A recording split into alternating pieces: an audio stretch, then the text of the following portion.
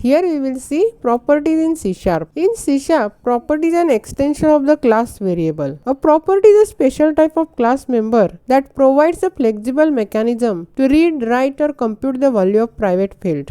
Properties can be used as if they are public data members, but they are actually special methods called accessors, which enables data to be accessed easily and helps to promote the flexibility and safety of the methods.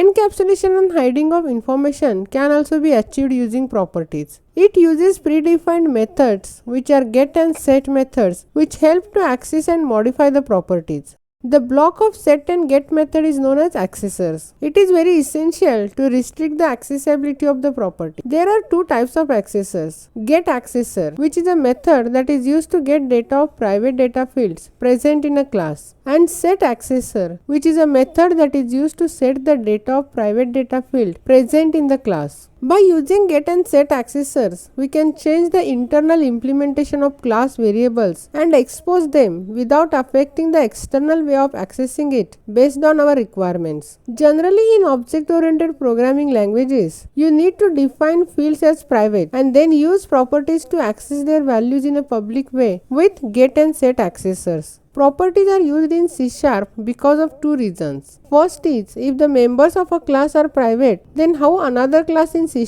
will be able to read, write or compute the value of that field. And another is, if the members of the class are public, then another class may misuse that member. There are different reasons to use properties. First, need to validate data before assigning it to a field. Need to do intermediate computation on data before assigning or retrieving it to a field. Need to log all access for a field, and need to protect a field by reading and writing. Advantages of using properties are: properties provide better control of a class members and avoid the mess in the code. It offers security to the data field. Properties also validate the data before storing it in the data field. Fields can be made read-only or write-only using properties. Properties make the program flexible. Flexibility means programmer can change one part of a code without affecting other part. And there are some restrictions on properties. That is, we cannot overload a property. A property cannot be passed as a reference or out parameter to a method, and property should not alter the state of the underlying variable when the get accessor is called. General syntax for defining properties is access modifier, return type, property name, then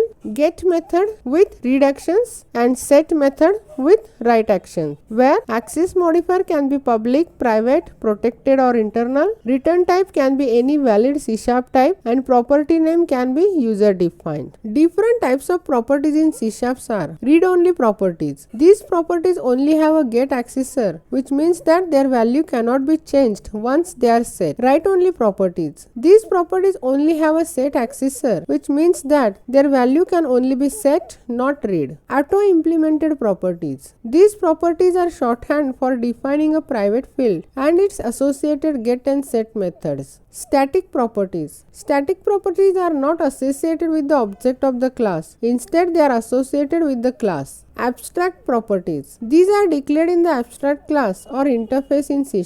You must implement them in any non-abstract class that derives the abstract class or implements the interface. Virtual properties, which are defined in the base class and they can be overridden by the derived class. And indexer properties. You can use these properties to access the instance of a class using an index, much the same as you do it in array.